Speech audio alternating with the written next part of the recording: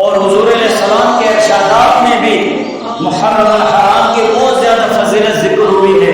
ابو ہریرہ رضی اللہ عنہ سے روایت ہے، قال قال رسول اللہ صلی اللہ علیہ وآلہ وسلم افضل الصیام بعد رمضان شہر اللہ المحرم، کہ رمضان کے بعد سب سے بہترین روزہ وہ اللہ تعالیٰ کا مہینہ محرم الحرام کا روزہ ہے۔ وافضل الصلاۃ بعد الفریضۃ صلاۃ اللیل، اور فرض نماز کے بعد سب سے بہترین نماز رات کی نماز ہے جو تہجد کی نماز ہے۔ تو رمضان کے بعد سب سے بہترین روزہ کون سا ہو گیا؟ شہر اللہ المحرم، اللہ کا مہینہ محرم الحرام ہے، اس کے روزے بہتر ہیں۔ اس مہینے کی عظمت و فضیلت کے لیے اتنا کافی ہے کہ اللہ تعالیٰ نے اسے ادب والے مہینوں میں ڈالا۔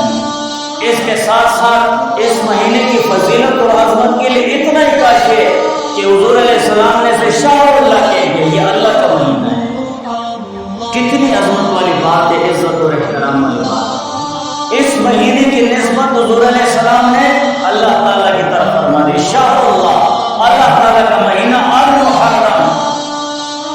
رمضان کے بعد بہترین روزہ وہ اللہ تعالیٰ کے مہینہ محرم کے روزے ہیں کہ ان میں روزے رکھے جائیں۔ اور اسی طرح حضرت علی رضی اللہ تعالیٰ عنہ سے روایت ہے، وَسَأَلَهُ رَجُلٌ، کہ علی رضی اللہ تعالیٰ عنہ سے ایک شخص نے پوچھا، فقال أَيُّ شَهْرٍ تَأْمُرُنِي أَنْ أَصُومَ بَعْدَ شَهْرِ رَمْضَانَ، کہ حضرت آپ مجھے رمضان کے بعد کس مہینے میں روزے رکھنے کی ترغیب دیں گے کہ میں ان میں روزے رکھوں؟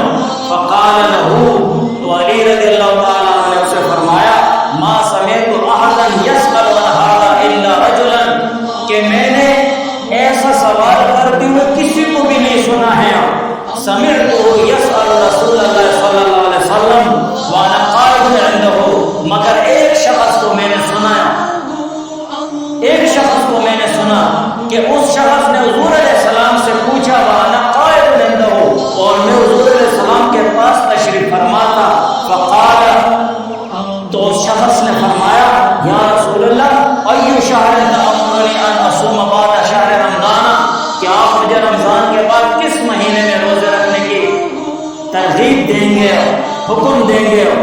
قال، تو حضور علیہ السلام نے فرمایا، ان کنت صائما بعد شہر رمضان، اگر آپ رمضان کے بعد کسی مہینے میں روزہ رکھنا چاہتے ہیں، فصم المحرم، محرم میں روزہ رکھو، محرم میں روزہ رکھو، فإنه شهر اللہ، اسی لیے کہ یہ اللہ کا مہینہ ہے، فیہ یوم طاب اللہ، اور اس میں ایک ایسا دن ہے کہ طاب اللہ فی علی قوم، کہ اللہ تعالیٰ نے اس میں اس قوم کی توبہ قبول فرمائی ہے، یعنی بنی اسرائیل کی توبہ قبول فرمائی، وَيَتُوبُ فِيهِ عَلَىٰ قَوْمٍ آخَرِينَ، اور دوسرے لوگوں کو بھی اللہ تعالیٰ وہ توبہ قبول فرمائیں۔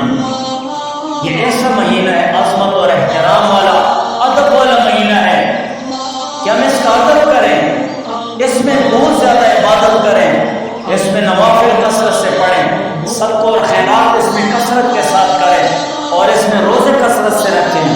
اور ابن عباس رضی اللہ تعالیٰ عنہ سے روایت ہے، قال قال رسول اللہ صلی اللہ علیہ وآلہ وسلم، کہ حضور علیہ السلام نے فرمایا، من صام یوم عرفہ کان لہ کفارۃ سنتین، کہ جس نے یوم العرفہ کو روزہ رکھا تو اس کے لیے 2 سال کے چھوٹے گناہوں کے لیے کفارہ ہو جائے، یعنی چھوٹے گناہ اللہ تعالیٰ معاف کر دیں گے۔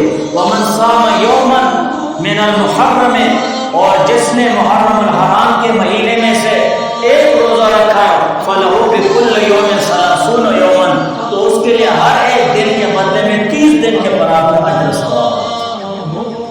کتنی بڑی فضیلت والی بات۔